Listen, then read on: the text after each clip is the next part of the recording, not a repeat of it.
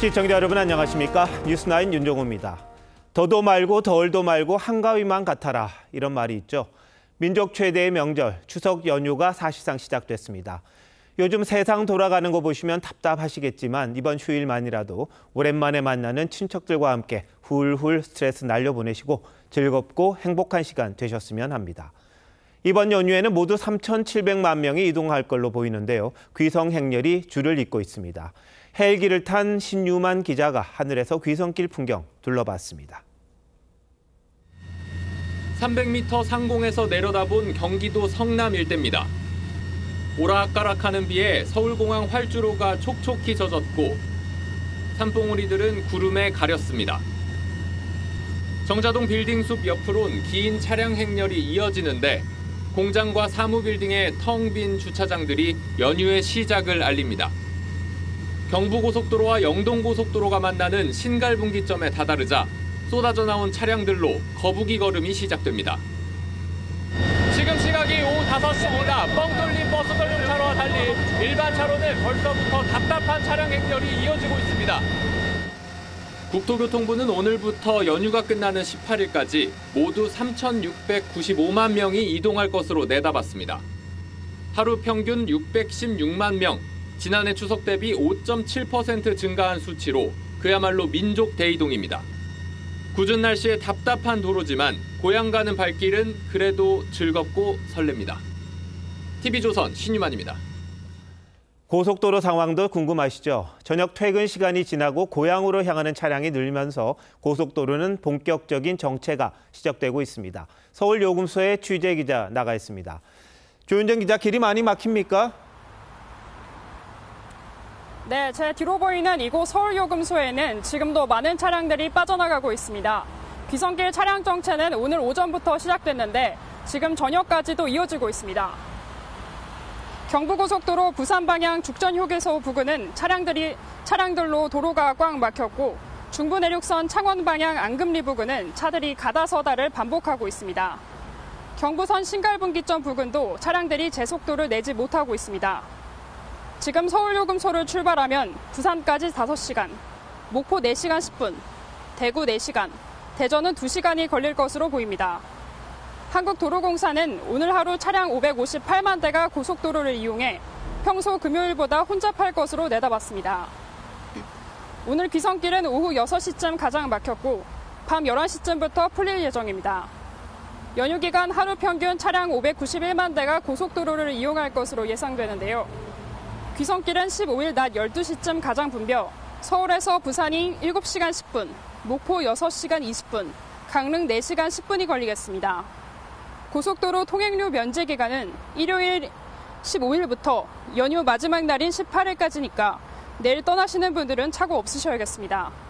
서울요금소에서 TV조선 조윤정입니다. 이번 추석 연휴는 휴가를 며칠 내면 길게는 9일까지 쉴 수가 있습니다. 그러다 보니 성묘를 미리 하고 가족들과 해외여행 떠나시는 분들 20만 명이 하루 평균 넘을 걸로 예상됩니다. 최대 인파라고 하는데요. 인천공항에 나가 있는 서영일 기자도 연결해 보도록 하겠습니다. 서 기자, 지금 출국장이 많이 붐비는 것 같은데요. 네, 저는 지금 인천국제공항 출국장에 나와 있습니다. 지금 현재 시각이 밤 9시를 넘긴 늦은 시각인데도 불구하고 제 뒤로 보이는 것처럼 해외로 출국하려는 여행객들의 발길은 여전히 이어지고 있습니다. 공항을 찾은 여행객들은 한껏 들뜬 모습인데요. 이번 추석 연휴는 이틀 휴가를 내면 길게는 9일까지 쉴 수 있습니다. 황금 연휴를 해외에서 즐기기 위해 미리 고향에 다녀오거나 차례를 지낸 여행객도 있었습니다. 미리 이제 할머니, 할아버지 댁 방문해서 그냥 인사드리고 용돈도 드리고 그리고 이제 가족끼리 그냥 오붓하게 해외여행 가려고 합니다.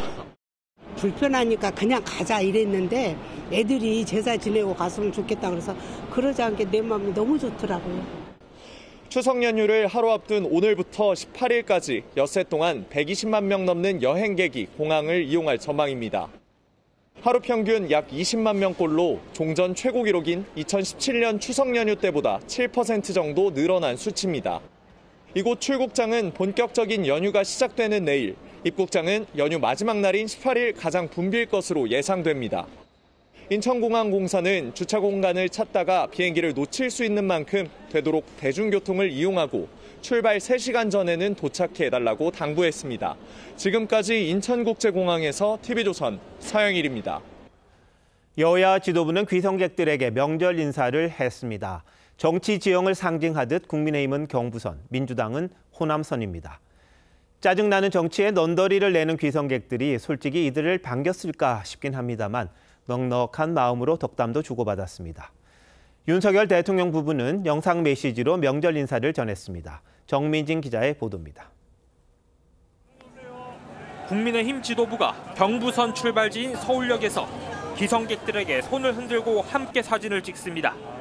꼬인 시를 풀겠다는 내용의 책자를 전달하며 의정 갈등의 해결 의지도 강조합니다. 이어 추경호 원내대표는 이태원 참사 분향소에서 유족들을 위로했고 한동훈 대표는 아동복지타운을 찾아 결식 아동들에게 도시락을 배달했습니다. 명사들께 선물을 그동안 해오는 그런 예산이 있더라고요. 선물을 대신 이렇게 이 좋은 일에 쓰겠다는 양해를 구하고 이렇게 찾아오게 됐습니다. 민주당 지도부는 호남선이 시작되는 용산역을 찾았습니다. 이재명 대표는 의료 사태를 겨냥한 듯 국민 건강, 민생 회복이라고 적힌 어깨띠를 둘렀습니다. 안녕하세요. 어디 가세요? 순천 잘 다니세요. 상황이 매우 어렵고 여러 가지 불편한 점도 많긴 하지만 저희들도 최선을 다하겠습니다. 좋은 추석 되시기 바랍니다. 조국 혁신당도 용산역에서 귀성객들을 배웅했습니다. 한복을 입은 윤석열 대통령 부부는 다문화 가정 어린이들과 함께 명절 인사를 전했습니다. 아이고 이거 오는데 불편하지 않았어? 그래. 윤 대통령은 영상 메시지에서 넉넉하고 풍요로운 한가위가 되길 바란다고 했습니다. 대한민국의 더 큰 도약과 풍요롭고 행복한 민생을 위해 더 열심히 일하겠습니다. 지난 설 인사 때 모습을 보이지 않았던 김건희 여사는 이번엔 윤 대통령과 함께 메시지를 냈습니다. TV조선 정민진입니다.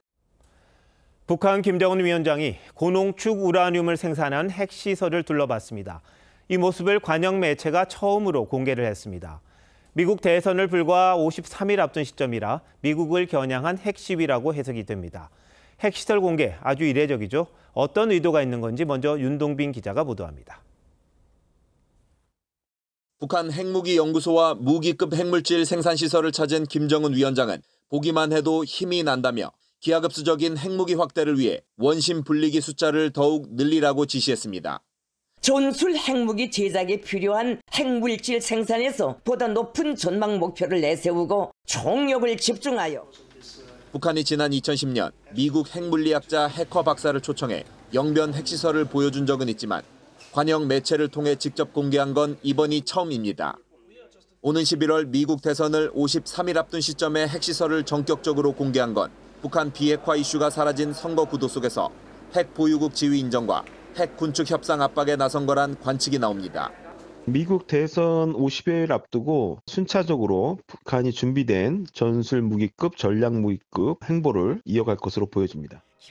북한은 2021년 김정은 지시 이후 이른바 9대 전략무기 개발에 속도를 내고 있는데 그중 7개 분야 무기들의 실전 배치가 임박한 걸로 분석됩니다. 김정은은 전술핵 탑재가 가능한 600mm 방사포 발사 현장도 방문했습니다. 발사 차량을 전차식 궤도형에서 사축 차륜형으로 개량해 방사포 6발을 흔들림 없이 연속 발사할 수 있게 됐다는 관측이 나옵니다.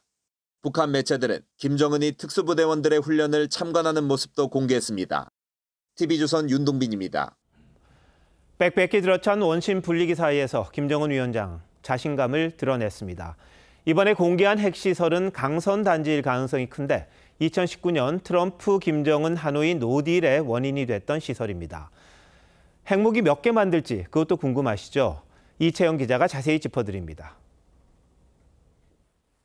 김정은이 찾아간 핵시설에 김정은 키보다 살짝 낮은 높이의 원통 모양 알루미늄 관이 빼곡히 들어차 있습니다. 농축 우라늄을 추출하기 위한 원심 분리기입니다.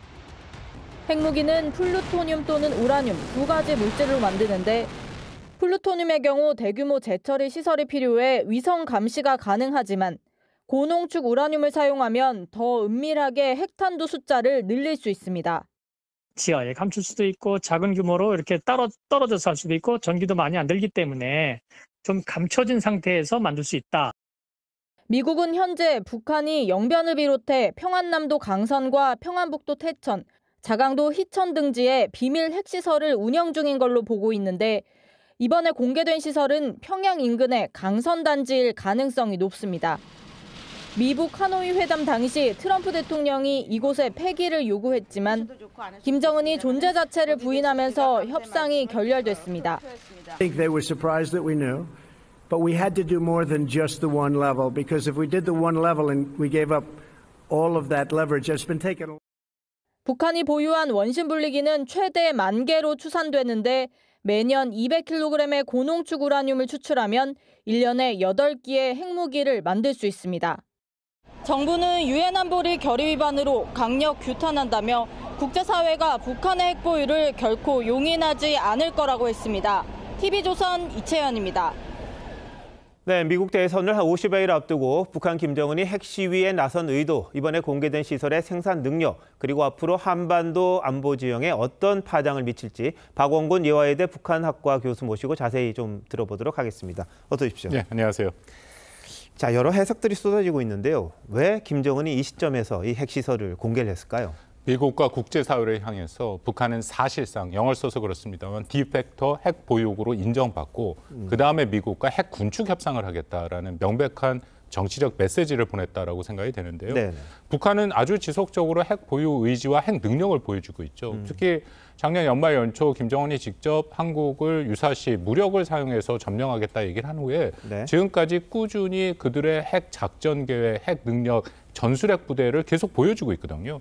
그 더불어서 이번에 우라늄 농축 시설을 보여준 것은 뭐라고 하더라도 자신들은 그 공격 능력을 계속 유지하고 네. 더 증가시키기 위해서 핵물질을 계속 만들겠다라고 얘기를 하는 건데 네. 이건 일종의 말씀드린 것처럼 미국과의 핵 군축 협상을 위한 빌드업 과정을 지금 가고 있다. 그래서 완전한 그 북한의 비핵화라는 것은 비현실적이다.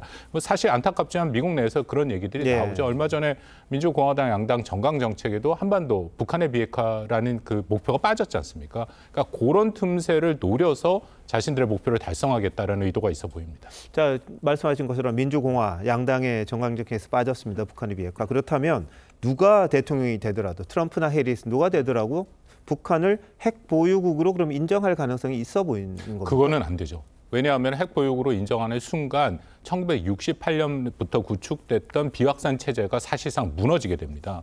그렇게 되면은 뭐 미국을 비롯해서 5개의 핵 보유국의 독점권이 사라지게 되고 그러면 세계 질서의 기본적인 것이 다 흔들리거든요. 그래서 아까 말씀드린 것처럼 공식적으로 인정은 안 해더라도 사실상 인정하는 그런 모습으로 가게 될 가능성은 있고 뭐 이미 많이 얘기가 나왔습니다만 해리스의 정책은 기존의 이 바이든 행정부의 정책을 상당히 유지해서 일종의 억제를 강화하면서도 북한과의 협상을 하는 그런 형태가 되고 트럼프가 등장하면 굉장히 많은 옵션이 열려 있죠. 뭐 이미 일부에서 얘기한 것처럼 김정은을 직접 만날 가능성도 있고 저는 그거보다는 조금 조심스럽게 그거보다는 현상 유지를 추가할 가능성도 여전히 있는데 워낙 트럼프는 불확실성이 그의 무기니까 모든 가능성은 다 열어놓고 보는 게 맞겠죠. 자, 이건 아무래도 미국 대선을 의식했다 이렇게 볼 수도 있지 않습니까? 그렇게 봐야 될 것 같은데 그렇다면 앞으로 남은 건 핵실험이잖아요. 7차 핵실험. 가능성은 어떻게 보십니까? 가능성이 너무 크지는 않습니다. 아, 그런가요? 예, 왜냐하면은 아까 말씀드린 것처럼 북한의 입장에서는 좀 기회를 봤다고 하는 게 미국 내에서도 북한의 완전한 비핵화라는 것이 비현실적인 목표다라고 얘기를 해서 일종의 핵 군축의 그런 얘기들이 나오거든요. 근데 여기서 7차 핵실험을 해버리면 틀림없이 미 대선에서 북한에 대한 강경한 입장들이 나올 수밖에 없고 그렇게 되면 기존의 억제와 또 더불어서 제재가 더 강화될 수밖에 없고 또 이 핵 카드라는 것은 핵실험 카드라는 것은 손에 쥐었을 때 의미가 있는 거지 그것을 실제 사용했을 때는 그만큼 효과가 떨어지는 거고요. 결정적으로 중국 변수가 있다고 생각합니다. 그렇게 되면은 중국과의 관계가 안 좋아질 수 있다. 왜냐하면 중국 입장에서는 올 한 해 미중 관계를 안정적으로 관리하려고 그러는데 핵실험하면은 미국 내에서는 이거 중국 책임론을 얘기하게 되고 대선 국면에 면에서 중국 대립이 훨씬 강화될 수가 있거든요. 예. 그렇다면은 중국과 북한 관계가 안 좋아질 수가 있죠. 뭐 지금도 안 좋은데 더 나빠질 가능성도 있겠군요. 자, 이게 강선 지구라고 지금 알려져 있는데 이게 맞다면요. 핵시설 관련된 이야기 좀 여쭤볼게요. 북한이 공개한 사진 보니까 굉장히 원심 분리기가 빽빽하게 들어 있습니다. 한 1년에 한 8개 정도 만든다. 근데 핵개발이 그럼 어느 정도까지 돼 있다고 봐야 합니까?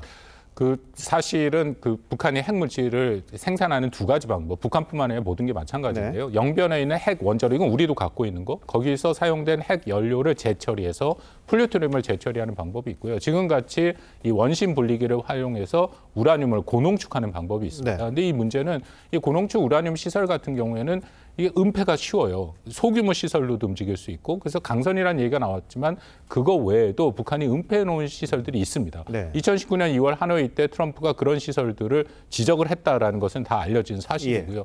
근데 중요한 것은 북한이 핵물질을 계속 만들고는 있지만 그 핵물질을 어느 정도의 무기로 사용할 것이냐, 핵탄두로 만들 것이냐, 그것은 핵탄두의 중량과 파괴력에 따라 좀 다릅니다. 네. 그 부분은 특히 중요한 것이고, 특히 우리 입장에서는 북한이 2019년 5월부터 사실상 한국을 향한 그런 핵 능력을 개발하고 있고, 그들이 계속 얼마 전에도 발사했던 미사일이 다 한국을 사거리로 하고 있거든요. 이건 우리한테 굉장히 실존적 위협이 되고 있다. 그것은 분명합니다.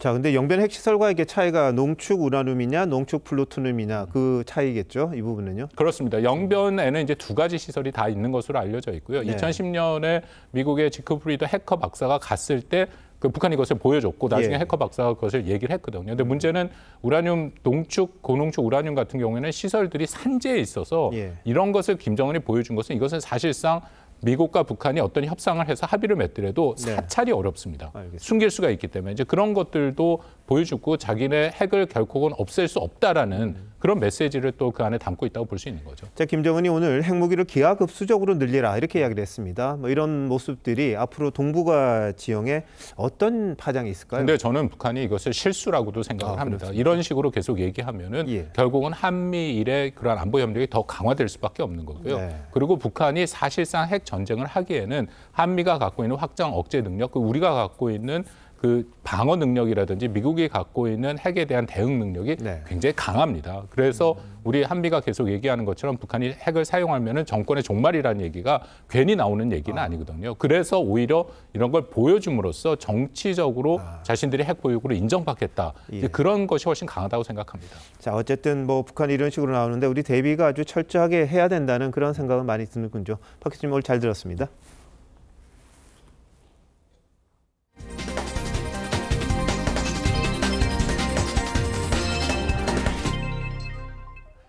의료 공백 사태를 해결하기 위해 여야 의정 협의체를 구성하자는 제안을 의료계가 열흘 만에 거절했습니다.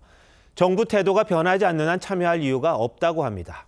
공을 다시 정부로 넘긴 건데 내년도 입시를 포함해 의료계가 원하는 모든 의제를 테이블에 올려놓을 테니 일단 대화부터 하자는 호소가 통하지 않았습니다. 너무 자기 것만 챙기려는 게 아니냐는 지적 나올 수밖에 없겠죠. 황민지 기자가 취재했습니다. 대한의사협회가 긴급 기자회견을 예고한 건 오늘 오전 11시 51분. 여야의정 협의체 참여에 기대감이 높아졌지만 약 3시간 뒤 의료계가 내놓은 답변은 사실상 참여 거부였습니다. 우리는 정부의 태도 변화가 없는 현 시점에 여야의정 협의체 참여는 시기상조라고 생각합니다. 의료공백 사태에 전공의 책임 등을 거론한 한덕수 총리와 집단 사직과 관련한 정부의 전공의 소환 조사를 문제 삼았습니다. 총알이 날아다니는 전쟁 중에도 협상이 거론되면 총구를 거두는 법인데 정부는 협의를 하자면서도 동시에 아무 죄 없는 전공의들을 경찰서로 불러 전 국민 앞에 망신을 주고 다만 의사는 존중받아야 마땅하다고 한 한동훈 국민의힘 대표와 내년 의대 증원도 의제에 포함하자고 한 민주당을 향해선 감사드린다고 했습니다. 의료계가 협의체 참여의 공을 다시 정부에 던짐으로써 추석 전 의정 대화는 사실상 힘들어질 전망입니다. 의료계가 협의체 참여의 조건으로 내건 전공의 수사 중단과 증원 전면 취소, 책임자 경질 등을 정부가 전부 수용할 경우 의료개혁 추진 자체가 불투명해질 수 있다는 지적이 나옵니다. 이 때문에 의료계가 대화를 통한 의료 공백 사태에 조속한 해결보다 강경 조건을 내세워 대화 무산의 책임을 정부에 돌리는 데 더 초점을 맞춘 게 아니냐는 분석도 나옵니다. TV조선 황민지입니다. 결국 여야 의정협의체는 추석 전 출범이 좌절됐습니다. 여당은 시간을 제한하지는 않겠다며 연휴 기간에도 의료계의 참여를 계속 촉구할 생각입니다. 야당은 의료계를 설득하겠다면서도 정부 결단이 먼저 필요하다고 압박하고 있는데 문제 해결까지 갈 길이 다소 멀어 보입니다. 한송은 기자입니다. 국민의힘은 의료계 여야 의정협의체 불참 입장을 존중한다면서도 대화의 끈을 놓지 않고 논의를 이어가겠다고 했습니다. 대화의 시간은 물론 빠를수록 좋지만 그거를 압박하기 위해서 저희 시간 제한을 놓지는 않습니다. 한동훈 대표는 연휴 기간 의료계와 소통하며 설득에 나설 것으로 전해졌습니다. 계속 설득드릴 것이고 좋은 결정을 해서 이 상황을 해결하는 출발을 함께 할 수 있기를 저는 기대합니다. 당 관계자는 의사단체 8곳이 한 목소리를 낸 것만으로도 큰 변화라고 생각한다고 했습니다. 추경호 원내대표는 대화의 문은 열려 있다면서도 의료계가 요구하는 2025학년도 의대 증원 재논의엔 선을 그었습니다. 약간의 태도 변화는 저희들이 얼마든지 하면 할 수 있는데 본질적인 부분과 관련해서의 전면 철회 이렇게 이제 가기 시작하면은 정말 어려워지는데. 민주당은 25학년도 정원 재논의, 정부의 책임 인정 등 태도 변화가 우선돼야 한다는 전제를 달았지만 의료 공백을 해결하기 위해서는 의의가 핵심이 될 수밖에 없지 않습니까? 의의가 들어오기 위한 전제 조건, 이 충족이 현재 안 되고 있는 상황이에요. 연휴 기간 의료계를 설득해 보겠다며 가능성을 닫진 않았습니다. 하지만 의료계와 정부 입장의 간극이 커 추석 이후에도 여야 의정협의체가 공식 출범할 수 있을지 미지수입니다. TV조선 한송원입니다. 의사협회가 협의체에 참여하지 않겠다고 한 데 대해 대통령실과 정부는 아무런 반응을 내지 않았습니다. 여야와 의료계 입장이 서로 어긋나는 상황인 만큼 불필요한 자극을 피해보겠다는 뜻으로 보입니다. 연휴를 하루 앞두고 응급실을 다시 찾은 윤석열 대통령은 정부의 진정성을 믿어달라고 했습니다. 황선영 기자가 보도합니다. 9일 만에 다시 응급실 현장을 찾은 윤석열 대통령은 전국 병원에서 밤낮 없이 헌신하는 의사들이 많다며 감사 인사를 드리러 왔다고 했습니다. 바로 버티는 구조 가지고는 우리 시스템이 지속 가능하게 갈 수가 없습니다. 의료 개혁이 이런 절박함에서 시작이 된 것입니다. 응급의료 포화 상황을 집계하는 현황판을 보던 중 부산 지역에 붉은 표시가 뜨자 복지부 장관에게 부산시장과 통화해 어려움이 있는지 파악해보라고 지시했고 서울의료원을 찾아선 의료인 처우 개선에 대한 정부의 진정성을 오해하거나 의심하지 말아달라고 당부했습니다. 국민통합위원회 보고회에선 의료를 포함한 4대 개혁 의지를 재차 강조했습니다. 곳곳에서 반개혁 저항이 계속되고 있습니다. 또다시 물러선다면 나라의 미래는 기대하기 어렵다고. 정부는 응급실 과밀화를 막기 위해 오늘부터 경증 환자의 응급실 진료비 본인 부담률을 기존 60%에서 90%까지 높이기로 했습니다. 갤럽 여론조사에서 윤 대통령과 국민의힘의 지지율은 각각 20%와 28%로 현 정부 출범 이후 동반 최저치를 기록했는데 의대 정원 확대가 부정평가 이유 중 가장 비중이 높았습니다. TV조선 황선영입니다. 이틀간 300mm가 넘는 기록적 폭우가 쏟아진 울릉도 상황 전하겠습니다. 날이 밝자 아수라장이 된 섬의 모습이 고스란히 드러났습니다. 인명피해가 발생하지 않은 게 기적이라는 생각이 들 정도입니다. 주민들이 최악의 상황에서도 힘을 합한 덕분이겠죠. 이제 한마음으로 피해 복구를 위해 구슬땀을 흘리고 있습니다. 이심철 기자입니다. 46년 만에 시간당 70mm가 넘는 폭우가 쏟아진 울릉도. 이틀간 300mm가 넘게 퍼부으면서 상가와 주택 4곳과 차량 7대가 물에 잠겼고 도로 여기저기 갈라지고 토사로 뒤덮였습니다. 이틀 동안요 비가 와가 엄청 질이 이제 걱정을 많이 했는데 지금 뭐 어제도 밤을 새고 오늘도 밤샐 겁니다 지금. 날이 밝자 상인들과 공무원, 주민단체 회원 등 섬 주민들이 전부 나서서 쏟아진 토사와 돌을 치우고 바다를 뒤덮은 부유물도 건져냈습니다. 굴삭기 열대와 덤프트럭 그리고 제설차와 살수차까지 울릉도에서 쓸 수 있는 중장비도 모두 동원됐고 가용할 수 있는 걸 다 가용을 했다 하거든요. 지금 돌하고 다 있기 때문에 한테 모으고 하는 역할을 좀 했는 걸로 알고 있거든요. 울릉도를 찾았던 외국인 유튜버도 관광 대신 삽을 들고 복구 대열에 합류해 힘을 보탰습니다.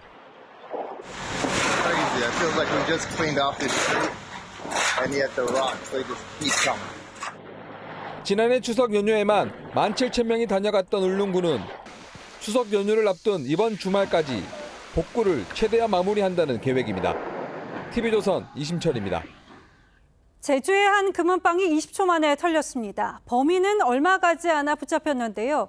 타지에서 제주로 놀러온 10대와 20대였습니다. 김태준 기자입니다. 야심한 새벽 아무도 없는 거리, 헬멧을 쓰고 아래 위 모두 검은색 옷을 입은 남성이 한 가게 앞을 계속 서성입니다. 한 손에 돌덩어리를 들고 있던 남성은 가게 문을 두드려 인기척이 없는 걸 확인하더니 그대로 돌덩이를 던져 유리를 깨고 어깨로 나머지 유리 파편을 부수며 가게로 들어갑니다. 20초 후 가게를 빠져나온 남성은 전력 질주로 달아납니다. 오늘 새벽 2시 10분쯤 제주시 한 금은방에서 6천만 원 상당의 귀금속 수십 점이 도난당했습니다. 저 사장님한테 물어보니까 문이 부셔가지고 들어와가지고 거기 그 테이블 안에 있는 목걸이랑 그거 있잖아요. 네. 반려 그거 훔쳐가지고 그래서 바로 도망갔는데 도난 발생 직후 출동한 보안업체가 경찰에 신고했고 경찰은 약 2시간 반 만에 제주시 한 모텔에 있는 일당 3명을 붙잡았습니다. 다른 10대 1명은 오토바이를 타고 대기 중에 있었고 그리고 한 명은 모텔에서 연락을 주고받고 붙잡힌 범인들은 동네 선후배 사이로 2주 전쯤 관광을 위해 제주도에 들어왔다가 생활비가 떨어지자 훔친 오토바이를 타고 다니며 이틀 전부터 범행을 모의한 것으로 전해졌습니다. 경찰은 도난당한 귀금속을 모두 회수하고 이들에 대한 구속영장을 신청할 예정입니다. TV조선 김태준입니다. 서울 지역 119 신고 접수에 장애가 발생했습니다. 서울시는 안전재난 문자를 통해서 오늘 오후 8시 30분부터 이 서울 지역에 119 신고 접수 장애가 발생했다면서 이 화재 등 긴급 상황 발생 시 112 신고를 해달라고 전했습니다. 이후 9시 20분쯤부터 일부 지역은 복구가 됐고 이 서울시와 소방당국은 정확한 원인을 파악 중입니다.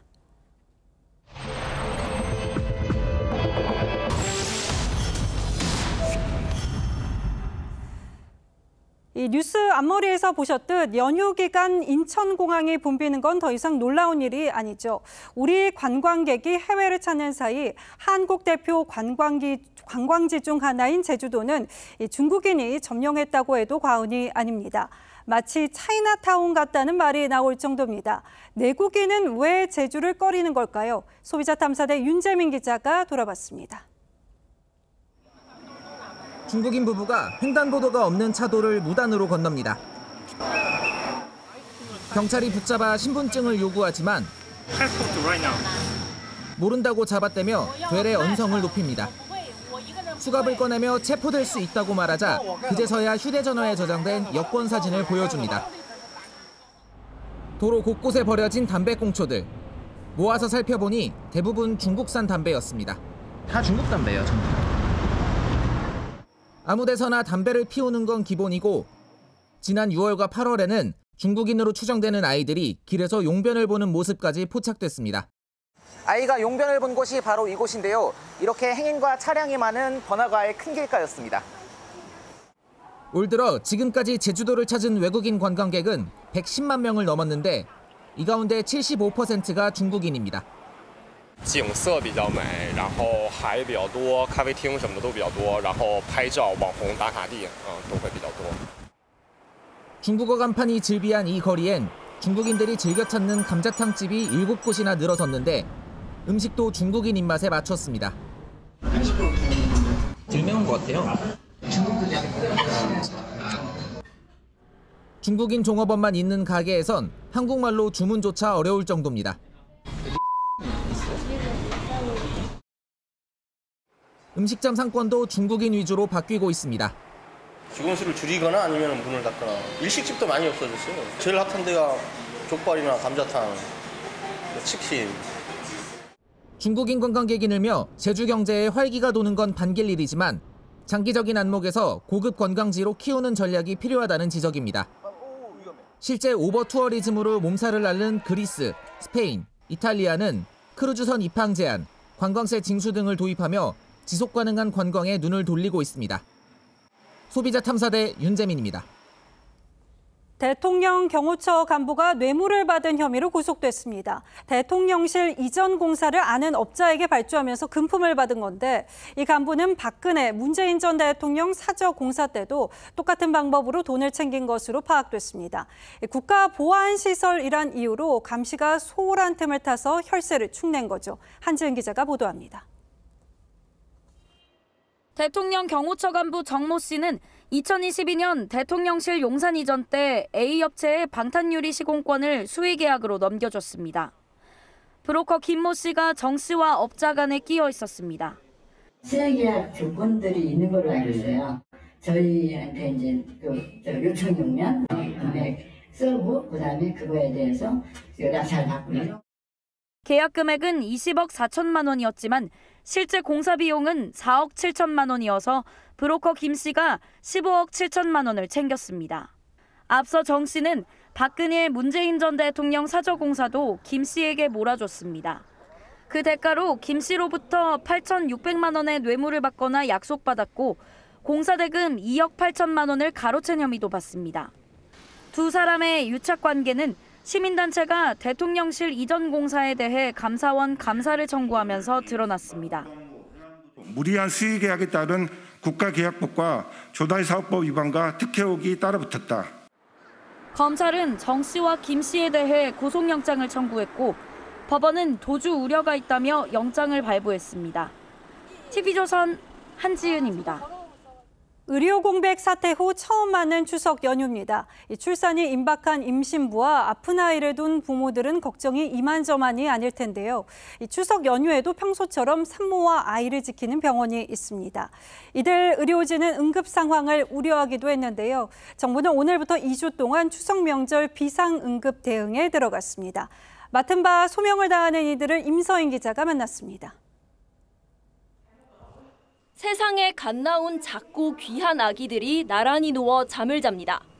한 달에 100명의 새 생명이 태어나는 산부인과입니다. 병원 곳곳에 추석 연휴에도 진료를 한다는 안내문이 붙어 있습니다. 예년에도 365일 문을 열었지만 올해는 특별합니다. 의정대란이 일어나다 보니까 산모들이 오히려 더 불안해하는 거예요. 구급대뿐만 혹시 이런 게 나한테 닥치진 않을까. 산모 한 명의 문제가 아니라 두 생명이 연결된 어떤 중차대한 일입니다. 분만병의원협회 소속 병원 150곳도 추석 연휴 진료에 동참해 산모들은 한시름을 놓게 됐습니다. 아픈 아이를 업고 응급실을 헤매진 않을까 부모들도 불안하긴 마찬가지입니다. 아동병원 117곳이 문을 열고 이들을 기다립니다. 밤에 갑자기 보통 아이들이 밤에 많이 아프고 이러는데 진료가 가능한 병원 자체가 있다는 게 좀 많이 안심이 될 것 같기는 해요. 정작 긴장의 끈을 놓치지 못하는 건 의료진들입니다. 올해는 소아 응급실 역할까지 도맡아야 하기 때문입니다. 사실은 이번 추석은 좀 많이 두렵습니다. 솔직히 위중증 아기들이 와서 그 문제가 생길까 봐 좀 두렵다. 이번 추석 전국의 병의원 약 8,000개가 진료실 불을 밝히고 의료 공백 사태의 등대가 되어줄 예정입니다. TV조선 임서인입니다. 추석 연휴 때 단기 아르바이트를 계획하는 청년이 늘고 있습니다. 취업난이 반영된 것이어서 씁쓸하기도 하지만 이 급여가 평소보다 더 높아 인기라고 합니다. 주지용 기자가 보도합니다. 서울의 한 팝업 스토어. 취업준비생 김보민 씨는 이번 추석 때 고향에 내려가는 대신 이곳에서 단기 아르바이트를 할 계획입니다. 최저시급보다 30% 정도 더 높은 임금을 받아 부족한 생활비를 충당하기 위해서입니다. 집에 있는 기간보다는 밖에서 이제 단기 알바 하는 게 조금 더 시간을 효율적으로 쓸 수 있다고 생각을 해서 알바를 하게 되었습니다. 한 구인구직 업체에 따르면 아르바이트생 5명 중 4명은 김 씨처럼 추석 연휴에도 일할 계획인 것으로 조사됐습니다. 지금 하는 일 외에 추가로 일자리를 구해 이른바 N잡 알바를 하겠다고 응답한 사람도 15%나 됐습니다. 추석 연휴 단기 일자리를 찾는 사람들이 늘면서 일자리를 알선해주는 구인구직 업체들도 덩달아 바빠졌습니다. 올해 추석 연휴 아르바이트 채용 공고 건수는 7,300여 건으로 3년 전보다 2배가량 증가했습니다. 네, 백화점 마트나 이제 포장 분류 그리고 이제 배달과 같은 업종들이 특히나 인기가 많은데요. 이제 많은 구직자들이 이제 단기간에 고수익을 원하는 이 단기 알바 자리를 찾다 보니까 통계청에 따르면 청년들이 졸업 후 첫 취업까지 걸리는 시간은 역대 최장인 11.5개월. 취업난에 시달리는 젊은이들에게 추석 연휴는 아르바이트 대목으로 여겨지고 있습니다. TV조선 주재용입니다. 오픈 AI가 추론 능력을 갖춘 챗GPT 새 모델 O1을 공개했습니다. 지난해 수능 수학 킬러 문항을 풀게 했더니 다른 AI와 달리 추론을 통해서 정답을 내놨습니다. 암호 같은 문장도 곧잘 해석해냈습니다. 우리 아이들이 살아갈 시대는 어떤 세상일지 궁금증이 더 커집니다. 장혁수 기자입니다. 지난 2024학년도 수능 수학 22번 문제. 정답률이 한 자릿수에 불과해 역대급 킬러 문항으로 꼽힙니다. 인공지능, AI도 쩔쩔매기는 마찬가지. 챗GPT 현재 모델과 마이크로소프트의 AI 코파일럿에게 문제풀이를 맡기자 중도에 포기합니다. 오픈 AI가 내놓은 새 모델, 챗GPT O1에 이 문제를 맡겨봤습니다. 계산을 수정하고 여러 가능성을 찾아보더니 66초 만에 정답을 내놨습니다. 새 모델은 추론에 특화돼 이전 모델보다 답변에 시간은 더 들지만 단계적 사고로 더 어려운 문제를 해결할 수 있습니다.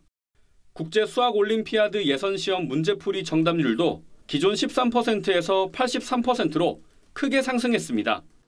기존 번역기에선 해석되지 않는 암호 같은 한국어를 완벽하게 번역해내는 모습도 눈길을 끌었습니다.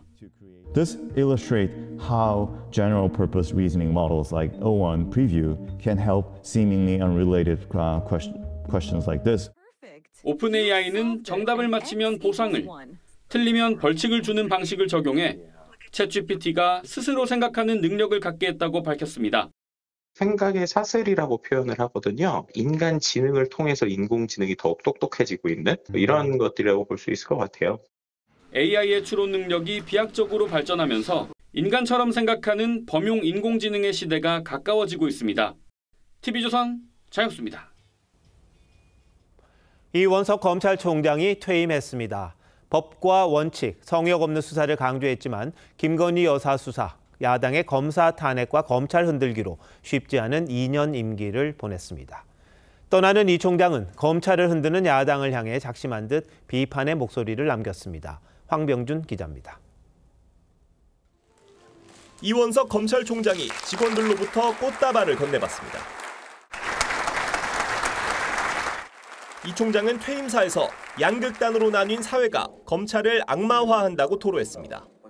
이해관계에 유리하면 환호하여 갈채를 보내고 불리하면 비난하고 침을 뱉어서 검찰을 악마화하는 현상이 심화되었습니다. 이재명 대표를 수사한 검사들에 대해 잇따라 탄핵을 추진하고 검찰청 폐지를 추진하는 야권을 향해선 강하게 날을 세웠습니다. 정당한 수사와 재판에 대한 근거 없는 허위 주장과 공격이 난무했습니다.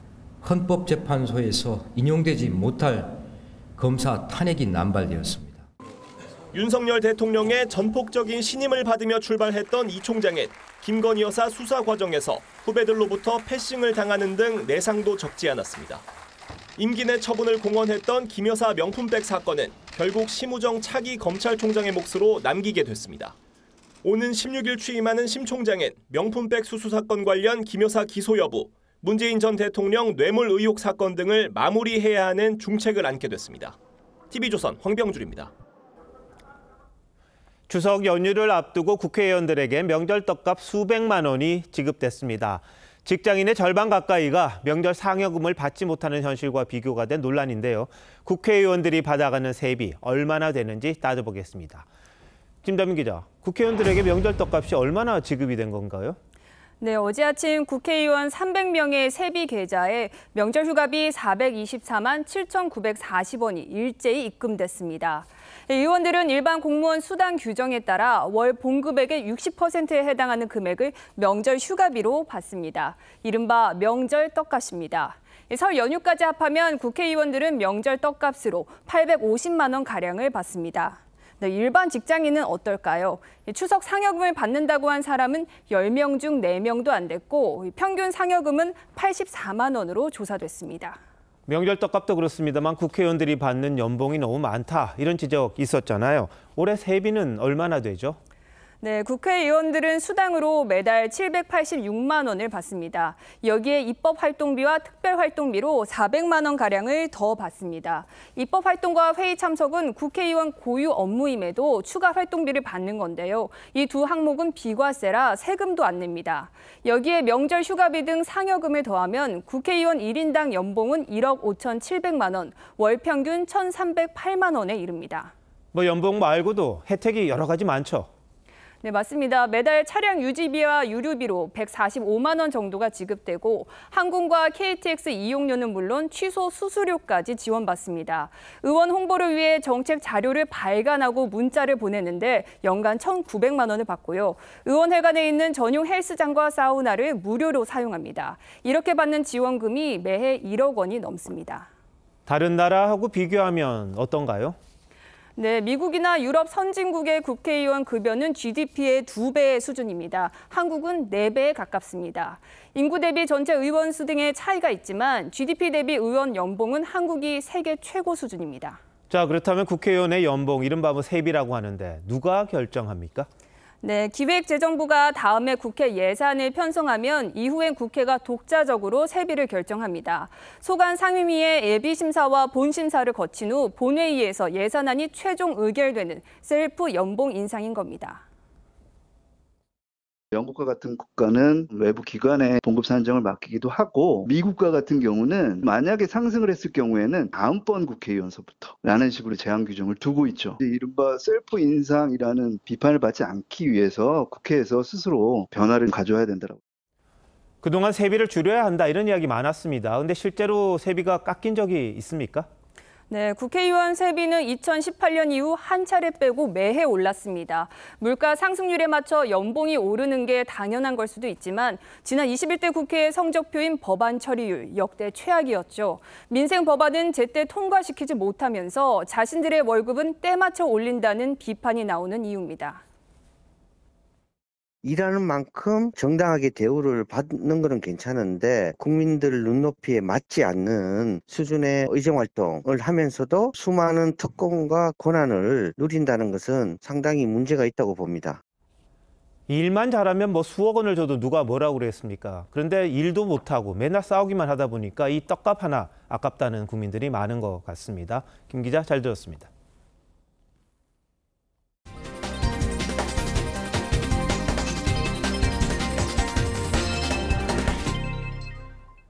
트럼프 후보가 이민자 혐오 발언을 이어갔습니다. 이 토론 과정에서 큰 논란이 됐던 부분인데 경합주에서 비슷한 발언을 반복한 겁니다. 지지율 상승세가 뚜렷한 해리스 후보는 이 추가 TV 토론을 제안했지만 성사 가능성은 낮아 보입니다. 황정민 기자입니다. TV 토론 이후 공화당 트럼프 후보가 처음으로 찾은 지역은 남부경합주 애리조나입니다. 멕시코와 국경을 맞댄 곳에서 트럼프는 다시 불법 이민 문제를 정조준했습니다. Migrants are walking off with the town's geese. They're taking the geese. My dog's been taken. 이민자들이 개와 고양이를 잡아먹는다는 발언에 여파가 가라앉기도 전에 유사한 주장을 반복한 겁니다. 트럼프가 이민자 범죄의 온상으로 지목한 오하이오주 소도시에는 폭탄 테러 위협이 쏟아져 시청 건물까지 폐쇄됐습니다. Actually, they are threatened by teachers. Before Asian and Americans, we are human. 두 후보의 지지율 격차가 더 벌어졌다는 여론조사도 발표됐습니다. 로이터 통신이 TV 토론 다음 날부터 이틀간 실시한 조사에서 민주당 해리스 후보는 47%, 트럼프는 42%를 기록했습니다. 기세를 몰아 해리스는 상대적으로 공화당세가 강한 노스캐롤라이나를 공략했습니다.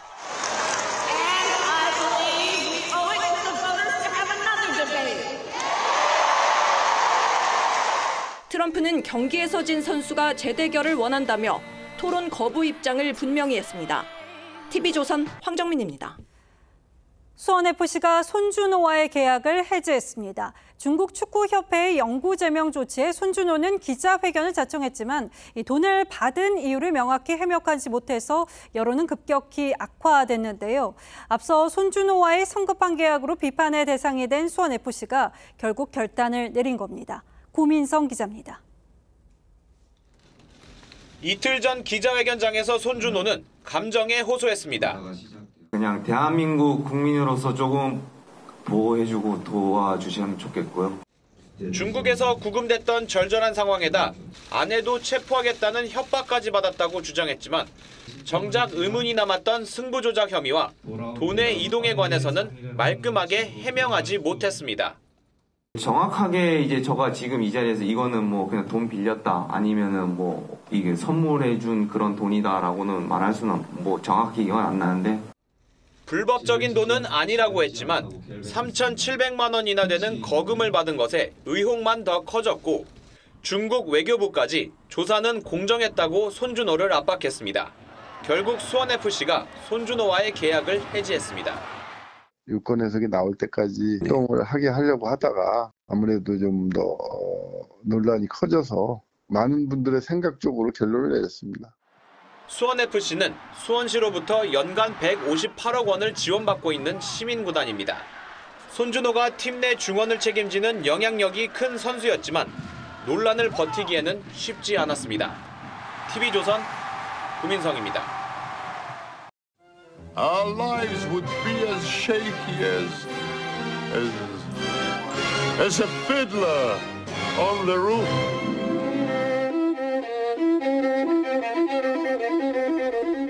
우크라이나 유대인 농부가 딸을 시집 보내며 애틋한 마음을 쏟아냅니다.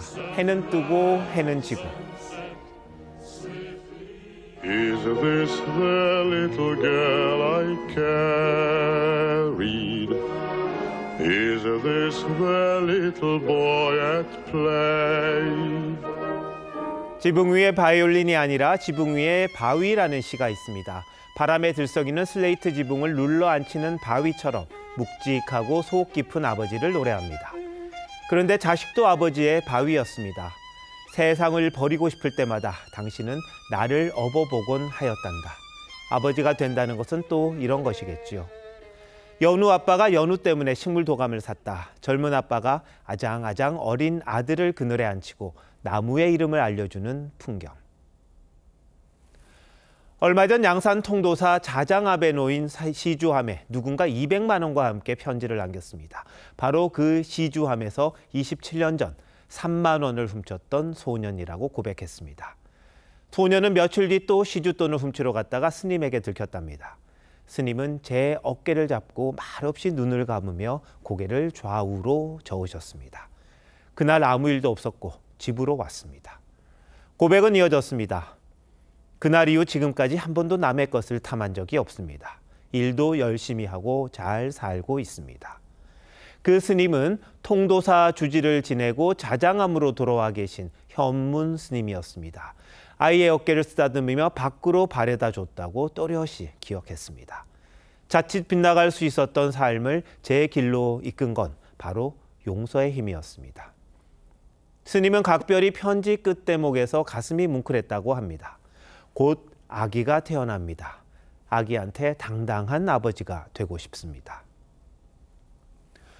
눈동자에 비친 사람의 형상을 눈부처라고 합니다. 아기의 맑은 눈동자 속에서 자신의 눈부처를 본 시인이 밤새워 시를 썼습니다. 내 그대 그리운 눈부처 되리. 어두운 골목 바람이 불고 저녁 별 뜰 때 내 그대 일평생 눈부처 되리. 그렇게 아버지가 되고 어머니가 된 아들, 딸들이 이제 어머니, 아버지 배로 고향으로 갑니다. 9월 13일 앵커 칼럼 오늘 아버지가 된다는 것이었습니다.